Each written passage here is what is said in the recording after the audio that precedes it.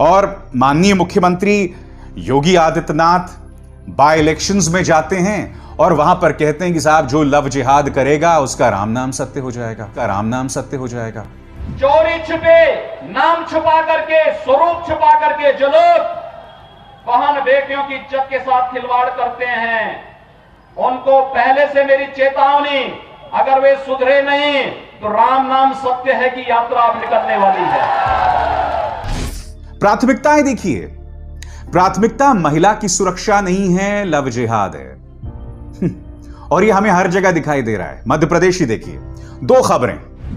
ये लोग लव जिहाद पर, जिसका नाम ये लोगों ने धार्मिक स्वतंत्रता विधेयक कहा है, कितनी बड़ी विडंबना है। लव जिहाद विधेयक ला रहे हैं विधानसभा में। और यही नहीं, इस खबर के मुताबिक जो आपके स्क्रीन पर है, माननीय शिवराज सिंह चौहान हमारे मामा जी जो हैं वो एक गौ कैबिनेट बनाने वाले हैं, गाय के ऊपर कैबिनेट। प्राथमिकताएं देखिए, गाय कैबिनेट और लव जिहाद।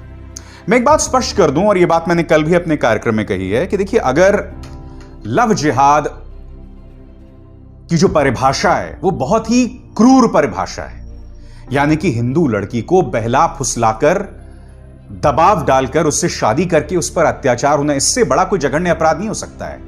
क्योंकि मध्य प्रदेश प्रशासन या सरकार तो सिर्फ 5 साल की सजा की बात कर रही है। अगर यह वाकई हकीकत है तो 5 साल नहीं, आपको ताउम्र उन्हें जेल में करना चाहिए भाई। मगर भारतीय जनता पार्टी आज तक कोई वैज्ञानिक प्रमाण नहीं दे पाई है, और 3 मिसालें दूंगा मैं आपको। सबसे पहले, संसद के अंदर मिनिस्टर ऑफ स्टेट जी कृष्ण रेड्डी से पूछा गया कि क्या केरल में लव जिहाद है, तो उनका जवाब इस खबर के मुताबिक, गृह मंत्रालय के पास कोई ऐसी जानकारी नहीं है कि कहीं पर कोई लव जिहाद हुआ है। यानी कि लव जिहाद नाम का शब्द गृह मंत्रालय के फाइल्स में है ही नहीं।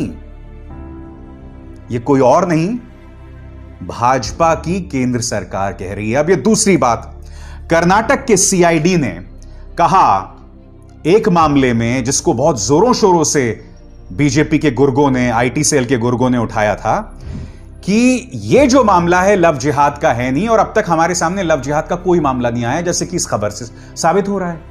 और तीसरी बात, क्या आप जानते हैं कि उत्तर प्रदेश में 14 कथित मामले आए थे लव जिहाद के, उसमें से यूपी पुलिस ने, इस खबर के मुताबिक जो आपकी स्क्रीन पर है, 7 मामलों की जांच की थी, और उन 7 के 7 मामलों में लड़की अपनी रजामंदी से उसने शादी की थी। यानी कि मैं आपको 3 प्रमाण दे चुका हूं। सरकार की प्राथमिकताएं देखिए, मुख्यमंत्री योगी आदित्यनाथ जो हैं वो लव जिहाद पर बात कर रहे हैं, और दूसरी तरफ शिवराज सिंह चौहान जो हैं वो न सिर्फ लव जिहाद पे विधेयक लाते हैं, अब गौ कैबिनेट बना रहे हैं। मगर मेरे देश की महिलाओं की सुरक्षा का क्या है भाई? उसको लेकर मैं किसको जवाबदेह बनाऊं? क्योंकि पुलिस तो बेकसूर और आम इंसानों पर दमन करती है ना, और पुलिस के जहन में महिलाओं की सुरक्षा की क्या हालत है, इसकी मिसाल अब जो मैं आपको देने वाला हूं ना, आपकी रोंगटे खड़े हो जाएंगे आपके।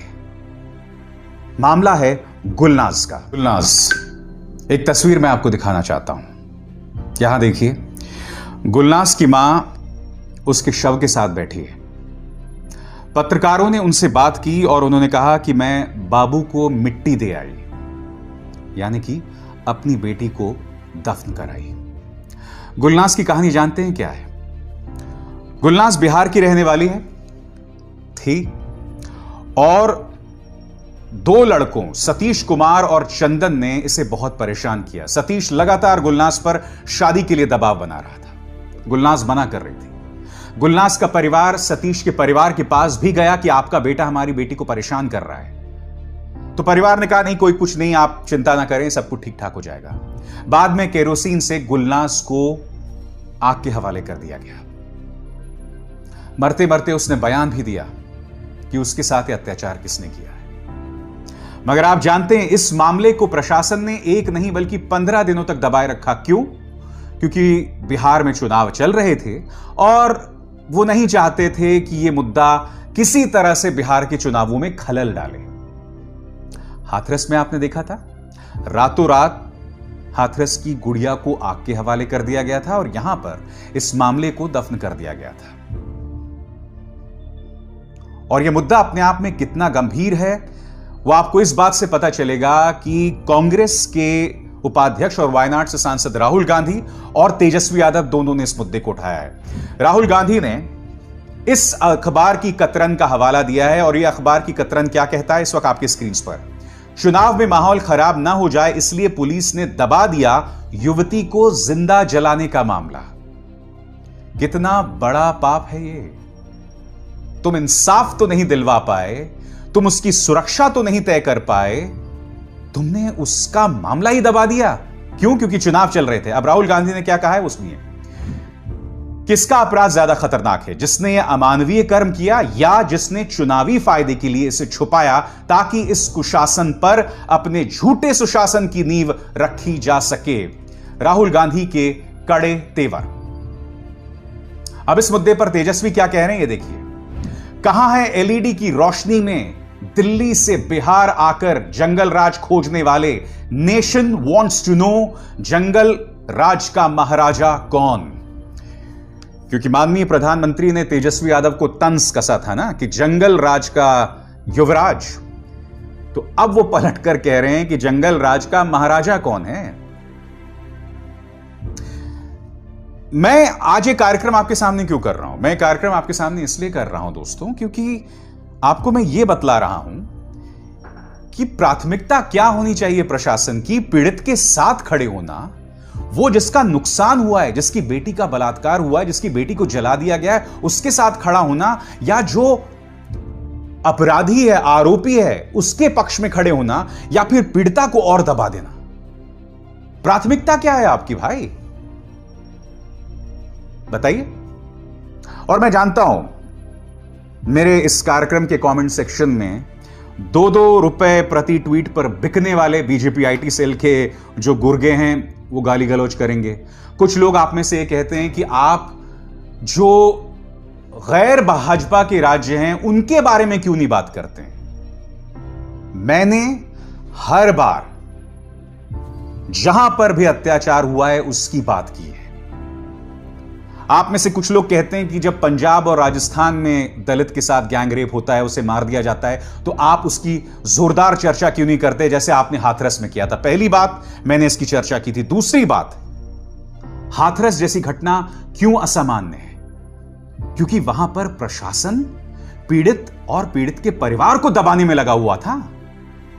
यह अप्रत्याशित है। आजाद भारत के इतिहास में ऐसा कब हुआ है जब रातों रात शव को जला दिया गया? भाई मैं आपसे पूछना चाहता हूं, क्या राजस्थान के अंदर जहां एक दलित के साथ अत्याचार हुआ था, गैंगरेप हुआ था, जला दिया गया था, क्या उसमें प्रशासन ने परिवार के साथ ज्यादती की? या फिर पंजाब में जो घटना हुई थी, क्या प्रशासन ने, सरकार ने इस तरह की ज्यादती की? मैं एक स्पष्ट कर दूं बात, अगर पंजाब में और राजस्थान में इस तरह की घटनाएं हो रही हैं तो यह सवाल है उन सरकारों पर कि आपकी सरकारों के चलते दबंगों के हौसले क्यों बुलंद हैं। कटघरे में अशोक गहलोत और कैप्टन अमरिंदर सिंह, इसमें दो राय नहीं है। मगर जहां, और हम समझते हैं प्रशासन की मजबूरियां, मैं जानता हूं हरियाणा के एक मंत्री ने कहा था कि पुलिस हर जगह नहीं हो सकती है। हो सकता है हर जगह नहीं हो सकती है, मगर मौके की गरिमा को देखकर आपको बयान देना चाहिए ना। क्या परिवार यह सुनना चाहता है कि पुलिस हर जगह नहीं हो सकती है? परिवार को सांत्वना की जरूरत है, हौसलों की जरूरत है, आपके हौसला बढ़ाने की जरूरत है उनकी। और आप क्या करते हैं?